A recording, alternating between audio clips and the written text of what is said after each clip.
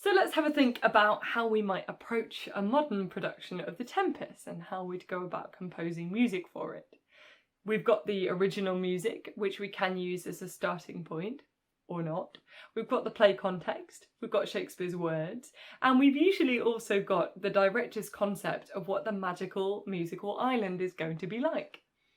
Now, I'm going to be sharing some music I wrote for a production of The Tempest, which was performed at the Shakespeare Institute in 2016, and it was directed by Beck Martin Williams.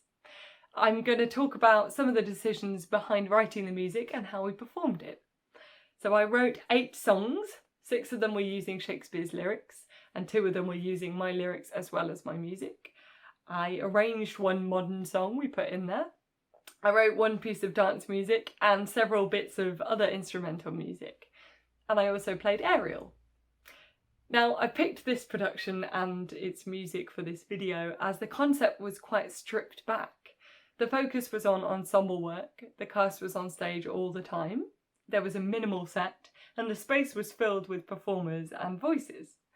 There was lots of unaccompanied song and lots of vocal harmonies. Ariel was the musical focus, but the whole cast sang some numbers as though the island was singing. This isle is full of noises.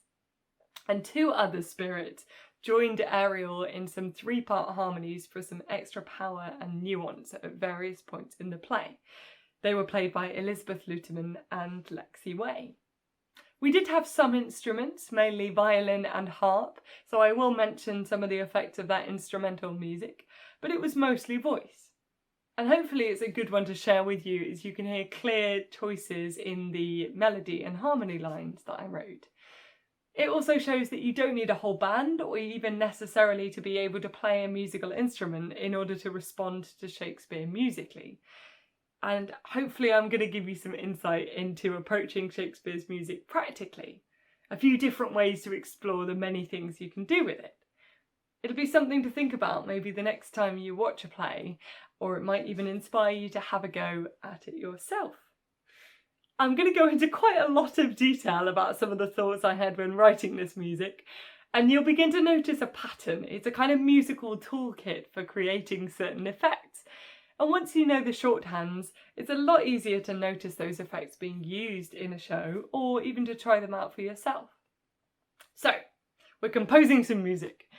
And almost before we start deciding what the musicians and singers are going to be playing and singing, we've also got to think about where they're going to be in the theatre. It'll affect the way your audience experiences the music. Are your singers or musicians all together in the same place? Can they see each other while they're performing? Do they know when to come in or when to stop? Can the audience see them? And does Shakespeare give us any advice about this? Well, most plays from Shakespeare's time tend to have musicians on the main stage or up in the gallery behind the main stage.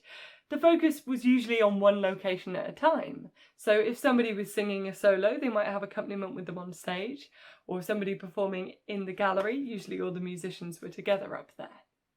But Shakespeare likes to experiment, and not just in The Tempest, this does also happen elsewhere as well. So in Antony and Cleopatra, he includes a stage direction which says, "The music of the oboes under the stage." It's meant to sound ominous and infernal. It's not a good sign. But practically, what does this mean? Do we have lots of oboists stood under the stage, waiting to know when to come in? What do the audience think if this has never really happened before? What's that sound and where's it coming from? It's logistically quite tricky. And in The Tempest, I think Shakespeare goes even further. In the incredibly long Act 1, Scene 2, the Prince Ferdinand has been washed up on the island after the storm, and he's all alone. Suddenly, he hears magical music.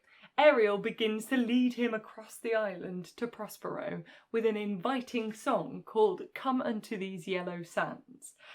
And Ferdinand describes the song like this: "Where should this music be? In the air or the earth? It sounds no more. This music crept by me upon the waters, allaying both their fury and my passion with its sweet air. Thence I have followed it, or it hath drawn me rather. But 'tis gone. No, it begins again." So Ferdinand is pretty confused at this point, as most of us would be on a magical singing island after a shipwreck. But in his first line of the play, he's not asking what the music is, but where it is, and he can't tell if it's above or below him. So what if it's everywhere? And it's not just Ariel singing, it's other spirits too. Now the song lyrics for this are quite short, but that doesn't mean the music has to be. Echoes can mean lots of different repetition. A key feature of music from this period is repeating key phrases or refrains, so we can definitely be flexible with using lines more than once, and maybe from different parts of the theatre.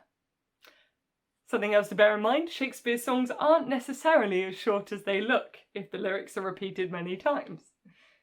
Now the last line of the song says that sweet sprites bear the burden. And a burden is another word for a chorus. Shakespeare uses this in As You Like It as well. So Ariel is indicating that his group of spirits can keep singing a refrain, or they can bear the burden. Ferdinand also says that the song allays his passion and the fury of the waves with its sweet air. So this tells us something about the song's tone. It's calmed passion and it's kind of calmed the waters as well. So before we've even started writing any music, there's a lot of information to play with. We've got multiple singers, we've got echoes and repetitions, we've got all of the space in the theatre potentially being used as a kind of surround sound, and we've got a sweet air. So what did I do? I decided to keep the music itself quite simple. I used one melody line, but I had the spirits repeat it in a round from above and below. And the tune is bright and quite playful, as the words are encouraging Ferdinand to follow the music. But there's the occasional slight edge because things take a slightly darker turn after this song. So I repeat the last line of the song 3 times, bear the burden. And on the last time the harmonies are a bit crunchier, it's sort of keeping that unease in there. We're not used to hearing clustered notes in a vocal harmony. It's meant to be quite disconcerting, as though the island's producing this weird resonating sound. Have a listen and see whether you can hear those ideas in the song. Come unto these yellow sands, come unto these yellow sands, and then take hands, and then take hands. Consider when you haven't consider when you have with consider when you have with the wild winds here and sweet sprites bear the burden, and sweet sprites bear the burden, sweet sprites bear the to these yellow sands, to these yellow sands, to these yellow sands, and then take hands. Consider when you haven't consider when you haven't consider when you wild winds the wild winds here and there, and sweet sprites bear the burden, and sweet sprites bear the burden, and sweet sprites bear the burden, bear the burden, bear the burden, bear the burden.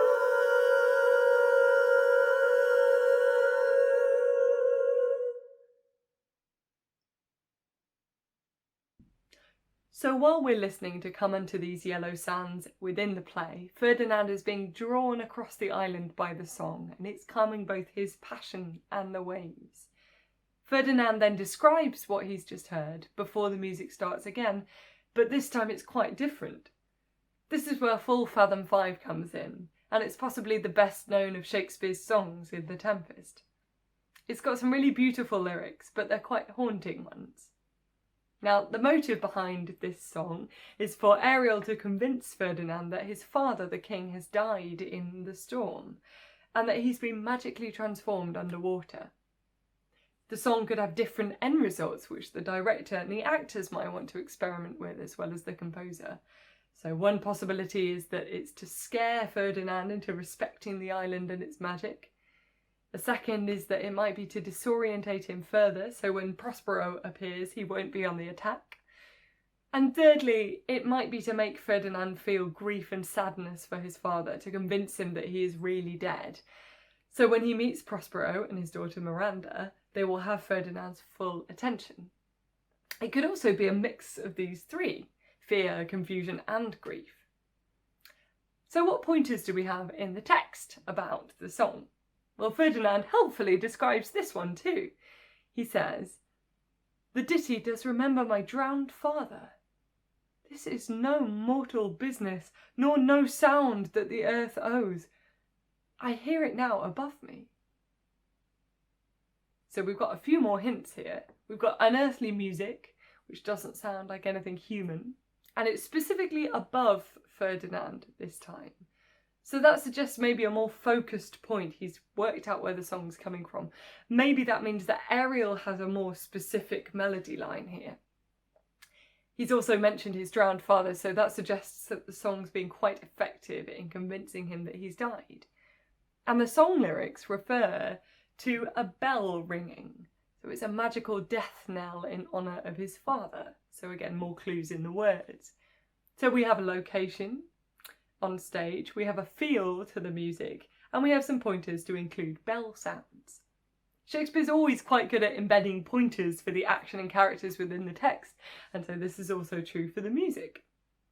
In the original music that Robert Johnson wrote, which we heard earlier, he included onomatopoeic bell sounds at the end of the song, picking up on this cue.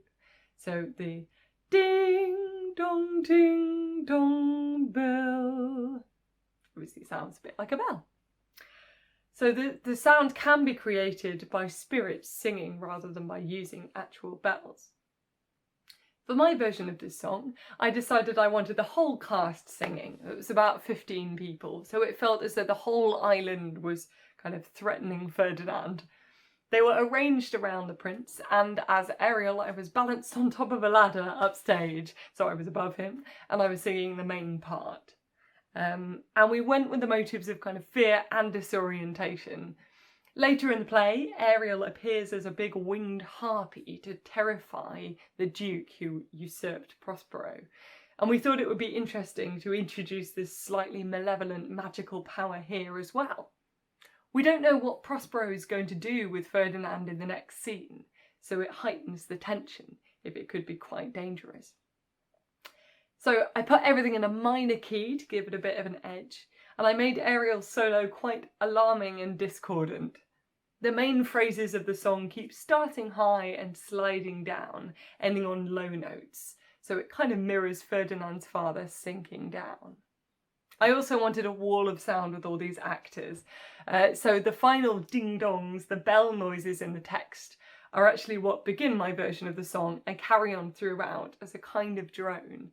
There's another set of high, quite sinister bells which begin partway through the song when Ariel says that he hears them for the first time.